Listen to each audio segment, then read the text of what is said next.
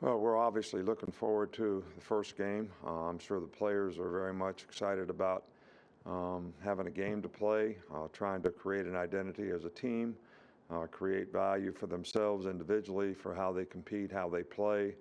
I think the big thing, which I've said before in first games, is you got to be able to play the next play. Sometimes unexpected things happen in first games, things that you weren't prepared for. Um, so I think it's really important that everybody can keep the right mindset. I also think that, from this time on, mental focus, mental practice, mental preparation is really a big part of eliminating errors in a game.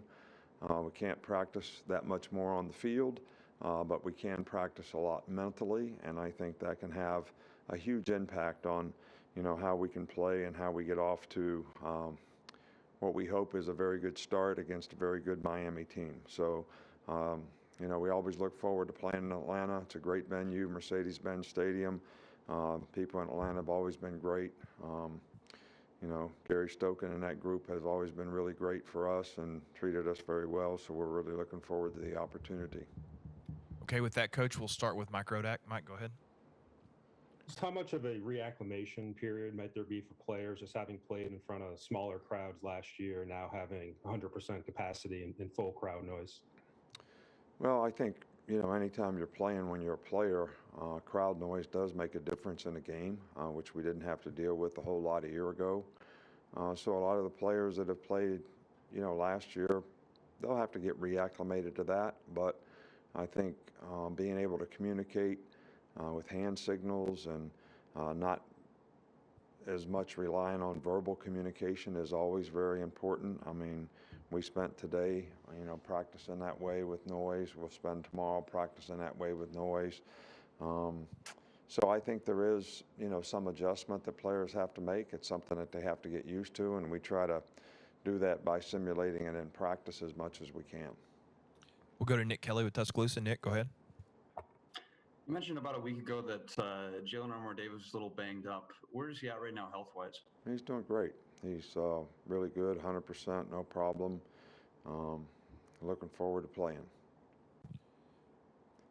We will go to Charlie Potter. Charlie, go ahead. Hey, Coach. Just wanted to ask about what you thought about the job that Rhett Lashley's done at Miami as their offensive coordinator, and if you see any similarities in what they did last year to what he did when he was at Auburn. I think he's done an outstanding job. They're very productive on offense. They've got really good skill players. They spread you out. They do some things that are, similar to Auburn, but I think their tempo is even greater than, what Auburn is in terms of how fast they play and how that can affect defensive players. And it's also a difficult preparation. And I think they are very well tied together in terms of, what they do in a running game as well as what they do in a passing game. So I have a lot of respect for, him as an offensive coach, and I think he's done an outstanding job with the players that he has at Miami. We'll go to Michael Casagrande. Yeah, what stands out about the way Miami plays defense, their secondary, their style, and the experience I have back there? Yeah, they're very aggressive, in the way they play.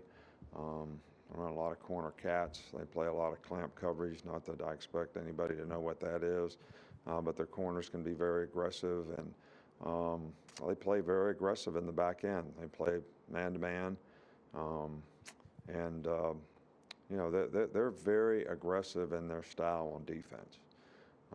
And I think, that's contributed to their success in the past, and we're going to have to do a good job of executing against some of the pressure things that they do so that, we eliminate negative plays, which is what they're trying to create. We'll go to Cecil Hurt. Cecil?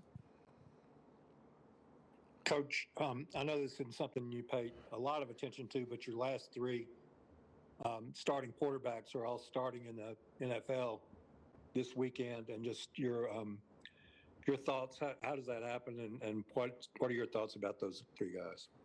Well, I think all three of those guys did an outstanding job when they were here. Happy to see that they're getting an opportunity to play and start at the next level. I never really had any issue thinking that they would not have successful NFL careers. Now they have the opportunity to show, how successful they can be. They all worked hard. They worked hard and made tremendous improvement while they were here. I think it's a reflection on some of the really good quarterback coaches that we've had here and some of the good offensive coordinators that we've had here to help them continue to develop as players. So I'm excited. I don't get to see them play on Sundays, but I'm excited to certainly, find out how well they do, and we wish them all the best and the best of luck. And I'm very hopeful that they'll all do extremely well. We'll go to John Zeter with the AP. Coach, you got obviously some young receivers and some receivers stepping into different and bigger roles. How have those guys as a group just looked so far?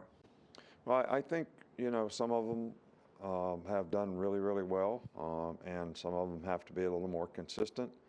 And I think, it's a development process for young players to consistency and performance is really what defines success. And I think, sometimes they're not sure what they're doing, so they're not playing fast. Sometimes they get impatient and cut things short.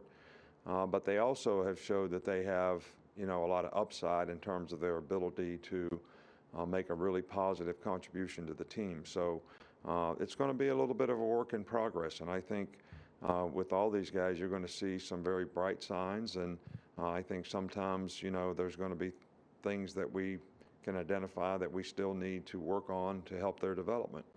Okay, we got time for two more. We'll go back to Charlie.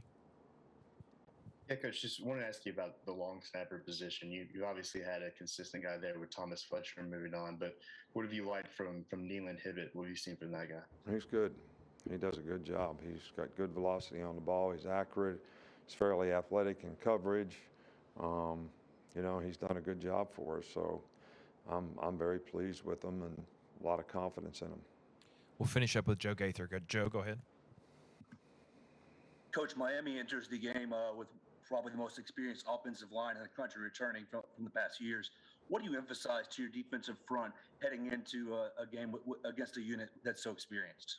Well, these guys are obviously a very good unit. We've got some returning guys up front too. I think, the big thing with these guys is they have very good skill players to go with it. They have a very good offensive line.